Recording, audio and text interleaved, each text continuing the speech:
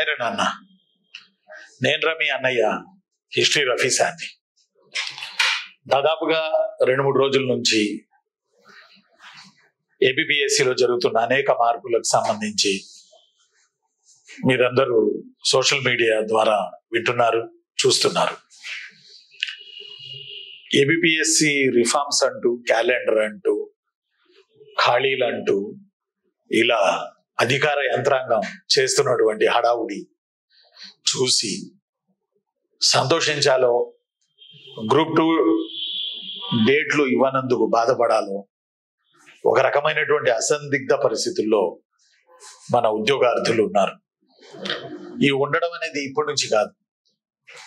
దాదాపుగా ఆ రోజుల్లో ఏం జరిగిందంటే 2 నెలల్లో కావాలి, సైన్స్ అండ్ టెక్నాలజీ ఇవన్నీ చదువుకోవాలంటే గ్రూప్ 2లో మెయిన్స్ కి సంబంధించి, కాబట్టి ఈ 2 నెలలు చాలు అనే ధోరణిలో వాయిదా వేయించుకోవడం జరిగింది బేసికల్లీ. ఇప్పుడు ఈ 28 జూలై 28 యాక్చువల్లీ గ్రూప్ 2 మెయిన్స్ జరగాలి ఈ సంవత్సరం. 2 నెలల్లో మనం అందరం అడిగాం. 2 నెలలు అడిగినందుకు సెప్టెంబర్ 28, ఈరోజు 26, ఎల్లుండికి 2 నెలలు పూర్తవుతుంది. మనం అడిగిన టైం డ్యూరేషన్ చదువుకోవడానికి మనం అడిగిన టైం డ్యూరేషన్ 2 నెలలు పూర్తవుతుంది. ఈ 28కి ఎల్లుండికి పూర్తవుతుంది. కానీ 2 నెలలు పూర్తి కావస్తున్నా మనం అడిగినందుకు 2 నెలలు ఇచ్చారు, సంతోషం. ఇప్పుడు సీరియస్ గా మనం సిద్ధమైనటువంటి వేళ అక్కడికి వెళ్ళి చూస్తే పరిస్థితి చైర్మన్ అపాయింట్మెంట్ జరగలేదు, డేట్స్ రాలేదు. మరి అభ్యర్థుల్ని, ఉద్యోగార్థుల్ని దృష్టిలో పెట్టుకోవాల్సిన ప్రభుత్వం పెట్టుకున్నట్లయితే తక్షణం మనకి ఏబిపిఎస్సి చైర్మన్ వారిని అపాయింట్ చేయాలి, తక్షణం అపాయింట్ చేయాలి. ఏమో నాకు అనిపిస్తుంది 2 నెలలు పట్టింది, 2 నెలలు అయింది, ఇంతవరకు ఒక మంచి ఐఏఎస్ ఆఫీసర్ ప్రభుత్వానికి దొరకలేదా అనే ఒక ఫీలింగ్ నాకు వస్తుంది. ఇది నా వ్యక్తిగత అభిప్రాయం. అయితే ఒకటేంటంటే, ఇట్లా ఈ అసందిగ్ధ పరిస్థితి కొనసాగుతూ చదవాలా వద్దా, కొన్నాళ్ళు చదువును పక్కన పెడదామా. నిన్న కూడా నేను హైదరాబాద్ అశోక్ నగర్ లో మన ఇన్స్టిట్యూట్ లో ఉన్నాను. ఈరోజు సాయంత్రం వరకు ఉంటాను. ఎవరైనా వస్తే నన్ను కలవచ్చు. నిన్న కూడా వచ్చారు కొంతమంది పిల్లలు, వచ్చి నన్ను కలిసి, సార్ డేట్స్ వస్తే చదవడానికి బాగుంటుంది, డేట్స్ రావట్లేదు, మేము ఎలా ఎగ్జామ్ డేట్లు ఇస్తే బాగుంటుంది, డేట్లు ఇవ్వలేదు, మేము చదువుతా పక్కన పెట్టేశాం సార్ అని చెప్పి పిల్లలు వాపోతున్నటువంటి పరిస్థితి. నేను పిల్లలు చాలాసేపు కూర్చుని డిస్కస్ చేసుకున్నాం ఈ విషయానికి సంబంధించి. అయితే ఈలోపు చైర్మన్ గారు లేరు, అపాయింట్మెంట్ చేయలేదు. ఈలోపు హడావుడిగా జిఏడి కార్యదర్శి వీళ్ళందరూ కలిసి మనకి ఎన్ని ఖాళీలు ఉన్నాయి అప్ టు డేటు, ఆ ఖాళీలు ఇవ్వాల్సిందిగా వివిధ శాఖల్ని ఆదేశించడం. ఆ తర్వాత రెండోది ఏంటంటే, ఏబిపిఎస్సిలో ఎగ్జామ్స్ లో రిఫార్మ్స్ తీసుకురావడానికి ప్రయత్నం చేయడం. ఆ తర్వాత క్యాలెండర్ కి సంబంధించిన కసరత్తులు ప్రారంభించడం అనే అంశాలు మనం మొన్న చూసాం. మొన్న మీటింగ్స్ లో మనం చూసాం. ఒక పాయింట్ ఏంటంటే, ఇక్కడ ఎన్ని మీటింగులు జరిగినా చైర్మన్ గారిని ఇన్వాల్వ్ చేయకుండా ఈ మీటింగులు జరిగితే అంత సమంజసం కాదేమో అనిపిస్తుంది నాకు. చైర్మన్ గారు ఉండి వారిని ఇన్వాల్వ్ చేసి ఆ తర్వాత డేట్లు ఇవ్వడం, ఇవన్నీ చేస్తే బాగుంటది. ఒక విషయం ఏంటంటే, తక్షణం ఏబిపిఎస్సిలో చేయాల్సింది ఏంటంటే, చైర్మన్ నియామకం, గ్రూప్ 2 పరీక్ష తేదీలు ఇవ్వాలి కదా. ఇది తక్షణం. ఎందుకంటే ఇంచుమించుగా 99,000 మంది ఉద్యోగార్థులు పరీక్ష కోసం ఎదురు చూస్తూ ఉన్నారు. ఎప్పుడు పెడతారు, పరీక్ష పెట్టేస్తే మేము రాస్తాం కదా, ప్రిపేర్ అవుతున్నాం సీరియస్ గా, ఈ ఎమోషన్ ని ఎన్నాళ్ళు మేము క్యారీ చేయాలి అని చెప్పి పిల్లలు నిన్న కూడా వచ్చి చాలా బాధపడ్డారు. నిజం. ఎందుకంటే మనం ఎప్పటి నుంచో అభ్యర్థుల తరపున మాట్లాడుతున్న మనుషులం కాబట్టి నిజం. అంటే ఇప్పుడు తక్షణం చేయాల్సిన పనిని పక్కన పెట్టి రాబోతున్నటువంటి జనరేషన్ కి, ఫ్రెషర్స్ కి క్యాలెండర్ ఇవన్నీ కూడా ఏబిపిఎస్సి రెడీ చేస్తూ ఉండడం అనేది కొంత ముందు వెనక అవుతున్నట్టుగా నాకు అనిపిస్తుంది. సరే, ఆ విషయానికి వస్తే, రిఫార్మ్స్ ఏబిపిఎస్సి తక్షణం ఖాళీలన్న విషయానికి వస్తే, ఖచ్చితంగా తెలంగాణలో క్యాలెండర్ ఇస్తున్నట్టుగా సీఎం ప్రకటించినట్టే ఏబిపిఎస్సి కూడా క్యాలెండర్ ఇస్తున్నట్టుగా లోకేష్ బాబు గారు ప్రకటించడం జరిగింది, మనకు తెలిసిందే. కాబట్టి ఖాళీలు ఎన్ని ఉన్నాయి, మొన్న జూలైకి, మొన్న ఆగస్టుకి చాలా మంది రిటైర్ అయ్యారు. ఆ కోణంలో కనుక మనం చూస్తే ఆంధ్రప్రదేశ్ లో చాలా మంది రిటైర్ అయ్యారు. సుమారు 10-12 వేల మంది రిటైర్ అయ్యారు ఇంచుమించుగా. చాలా పోస్టులు ఖాళీ అయినాయి. కాబట్టి ఈ ఖాళీలతో కలుపుకొని ఎవ్రీ ఇయర్ జనవరిలో నోటిఫికేషన్ ఇచ్చి ఆ ఇయర్ ఎండింగ్ డిసెంబర్ వరకు పూర్తి చేసే, డిసెంబర్కి కొంచెం ముందే పూర్తి చేసే కార్యక్రమాన్ని ప్రభుత్వం పెట్టుకున్నట్టుగా అనిపిస్తుంది. ఇది చాలా సంతోషకరమైనటువంటి విషయం. రెండోది, ఏపీపీఎస్సీలో రిఫార్మ్స్ విషయానికి వస్తే గ్రూప్ 1 గ్రూప్ 2 కలిపేయాలా అంటే ఇప్పుడు రాసే గ్రూప్ 2 మెయిన్స్ కాదు, దీనికి సంబంధం లేదు అసలు. కాబట్టి అస్సలు మీరు కంగారు పడకండి. గ్రూప్ 1 గ్రూప్ 2 కలిపి గెజిటెడ్ పోస్టులని కలిపి ఒక దాంట్లో పెట్టాలా, ఒకే ఎగ్జామ్ స్టేట్ సివిల్ సర్వీసెస్ అని పెట్టి ఇతర రాష్ట్రాల్లో జరుగుతున్నట్టుగా వాళ్ళకు వచ్చినటువంటి ర్యాంకును బట్టి, మార్కులను బట్టి, ప్రాధాన్యాన్ని బట్టి పోస్టుల క్రమాన్ని ఇలా ఇచ్చుకుంటూ పోవాలా అనే పాయింటే ఎక్కువగా మనకి బయటకు ఫోకస్ అవుతుంది. ప్రీవియస్ లో జగనన్న పరిపాలన కాలంలో అప్పుడేం జరిగిందంటే గ్రూప్ 1 మెయిన్స్ లో కూడా ఒక 2 పేపర్లో 3 పేపర్లో ఆబ్జెక్టివ్ పెడితే గ్రామీణ ప్రాంతాల అభ్యర్థులు కూడా గ్రూప్ 1 కొట్టే అవకాశం ఉంటుంది, వాళ్ళు కష్టపడి చదువుకుంటారు అనేది అది కొంచెం హల్చల్ నడిచింది. కానీ ఆ తర్వాత తిరుపతిలో అక్కడ ఇక్కడ మీటింగ్స్ పెట్టారు, ఆ తర్వాత కమిటీని కూడా ఫామ్ చేశారు, ఆ తర్వాత ఎందుకో ఎలక్షన్లు రావడం అది మూలన పడడం జరిగింది. అంటే ఒకటేంటంటే గ్రూప్ 1 గ్రూప్ 2 పోస్టులు కలిపేసి గెజిటెడ్ పోస్టులని కలిపేసి డిస్క్రిప్టివ్ లోకి తీసుకెళ్తే మాత్రం గ్రామీణ ప్రాంత అభ్యర్థులు ఖచ్చితంగా నష్టపోతారు. ఉన్న 10 పరక పోస్టులు కూడా పోగొట్టుకుని ఇంకేదో ఒకటి సాఫ్ట్వేర్ అని చెప్పి హైదరాబాద్ లో కూకటిపల్లి, అమీర్పేట ఈ బెల్ట్ లో ఇక బ్యాగులు వేసుకుని పాపం తిరుగుతూ ఇక ఏదో ఒకటి చేసుకుని బతకాల్సింది 25,000కి 20,000కి.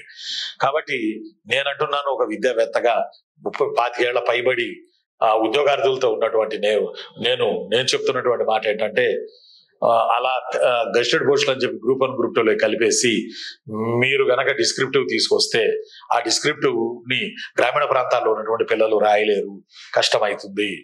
అందువల్ల దయచేసి ప్రీవియస్ లో జగనన్న ప్రభుత్వం చేసింది ఒక రకంగా అది కొంచెం మంచిగా అనిపిస్తుంది. ఎందుకు అనిపిస్తుందని అంటే మీరు నన్ను విమర్శించవచ్చు, పోయినసారి అట్లా చెప్పావు కానీ నేను మీ తరపున ఉన్నటువంటి ఉపాధ్యాయుడిని, నాకు మీరు కావాలి, అర్థం అట్లా మీ ఉద్యోగార్థుల తరపున ఉన్న మనిషిని, నాకు ఏ సీఎం ఉన్నా నాకేం సంబంధం లేదు, మీకు మేలు జరగాలి, ఇది నాట్ అన్నట్టు. ఇప్పుడు ఇక్కడికి రండి. గత ప్రభుత్వం ఏం చేసిందంటే ఆబ్జెక్టివ్ పెట్టింది. ఆబ్జెక్టివ్ కొన్ని పేపర్లు పెట్టడం వల్ల పిల్లలు గ్రామీణ మెయిన్ రూరల్ బ్యాక్గ్రౌండ్, సిటీలో ఉన్న వాళ్ళు సివిల్స్ అంటారు, అదంటారు, ఇదంటారు, రూరల్ బ్యాక్గ్రౌండ్ లో ఉన్నటువంటి వాళ్ళకి చాలా కష్టం అవుతుంది. అందువల్ల పోయినసారి ప్రభుత్వం చేసినటువంటి రిఫార్మే గ్రూప్ 1 లో చేయబోతున్నటువంటి రిఫార్మ్, ఆబ్జెక్టివ్ రిఫార్మ్, కొంతమేరకు ఆబ్జెక్టివ్ రిఫార్మ్ అది అమలు చేస్తే ఇప్పుడున్న ప్రభుత్వం దాని మీద మరికొంత విశ్లేషణాత్మకంగా పరిశోధన చేసి రీసెర్చ్ చేసి అమలు చేస్తే అది బాగుంటది. అంతేగాని ఈ పోస్టులు ఆ పోస్టులు కలిపి స్టేట్ సివిల్ సర్వీస్ అని చెప్పేసి రాసేయండి అని అంటే డిస్క్రిప్టివ్ అంటే చాలా కష్టం అవుతుంది. గ్రామీణ ప్రాంత అభ్యర్థులకి ప్రభుత్వం ఈ విషయాన్ని దృష్టిలో పెట్టుకుంటుందని నేను అనుకుంటున్నాను. క్యాలెండర్ ఇచ్చే విషయం చాలా మంచిది. క్యాలెండర్ ఇస్తే తేలిపోద్ది 1 year లో. ఆ తర్వాత ఎవరి బాధలు వాళ్ళు పడతారు, ఎవరి కష్టాలు వాళ్ళు పడతారు. వెయిటింగ్ చేసి మా చైతన్య సార్ చెప్పినట్టుగా వెయిటింగ్ చేసి వస్తే జాబ్ వస్తుంది, లేకపోతే ఏజ్ అయిపోద్ది. ఆ తర్వాత ఏదైనా గట్టిగా ప్రయత్నం చేయాలన్నా ఏ పని చేయలేం. కాబట్టి ఈ లోపు ఓ షెడ్యూల్ లా చేసి క్యాలెండర్ లో దాని మీద కేసులు లేకుండా క్లారిటీగా పెడుతూ అన్ని రకాల న్యాయ వివాదాలు తావు లేకుండా క్యాలెండర్ తీసుకుని వెళ్తే వచ్చే సంవత్సరం జనవరి నుంచి ఈ 3 నెలల తర్వాత చాలా సంతోషకరమైనటువంటి విషయం. ఖాళీలు కూడా తీసుకొస్తే ఇంకా సంతోషకరమైన విషయం. ఓ మాట చెప్పాలంటే జిఏడి వ్యవహారాలు చూస్తున్నటువంటి పోలా భాస్కర్ గారు చాలా ఎఫిషియంట్ ఆఫీసర్. పోలా భాస్కర్ గారు ఖచ్చితంగా ఈ రిఫార్మ్స్ చేస్తారు. వారు ఎఫిషియన్సీ ఉన్నటువంటి మనిషి పోలా భాస్కర్ గారు. కాబట్టి పోలా భాస్కర్ గారి నాయకత్వంలో వారికి నేను సవినయంగా విన్నవించుకునేది ఏంటంటే ప్రీవియస్ ప్రభుత్వం చేసినటువంటి ఆబ్జెక్టివ్ తీసుకెళ్ళండి తప్ప గ్రూప్ 2 గెజిటెడ్ కూడా తీసుకెళ్లి గ్రూప్ 1 లో పడేసి డిస్క్రిప్టివ్ రాయమంటే చాలా కష్టం అవుతుంది. పిల్లలకి వేలాది లక్షలాది ఫ్రెషర్స్ తరఫున నేను మిమ్మల్ని కోరుకుంటున్నాను. ఏదేమైనా క్యాలెండర్ లో చాలా ఉద్యోగాలు వస్తాయి, రిటైర్మెంట్స్ చాలా జరిగాయి. వచ్చే దాని కొరకు రిఫార్మ్స్ కానివ్వండి, క్యాలెండర్ కానివ్వండి, ఖాళీలు తీసుకురాను కానివ్వండి, దాని మీద ఇది సమాచారం. ఇది ఫ్రెషర్స్ ఆశావాదంగా ఉండొచ్చు.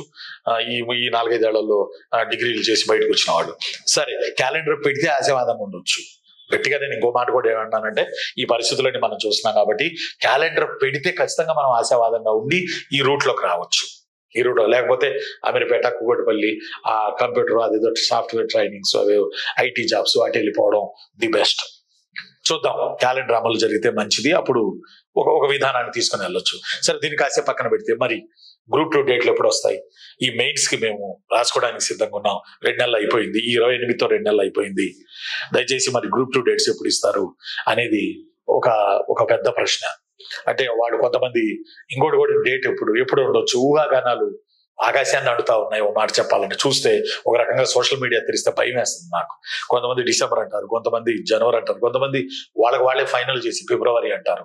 ఈ గందరగోళంలో మానసిక స్థితిని తీసుకొచ్చి పుస్తకం మీద కాన్సన్ట్రేషన్ పెట్టి చదవాలి అంటే చాలా కష్టమైన విషయం ఇది అమ్మ జీవితం. కానీ ఈ సోషల్ మీడియాలో ఇవి చెప్పేది మీరేం నమ్మద్దు. 25-26 ఏళ్ల అనుభవంతో నేను చెప్తున్నాను, నేను డబ్బా కొట్టుకోవట్లేదు. ఆ అనుభవం మీద మీకు చెప్తుంది ఏంటంటే చైర్మన్ వస్తే డేట్లు వస్తాయి.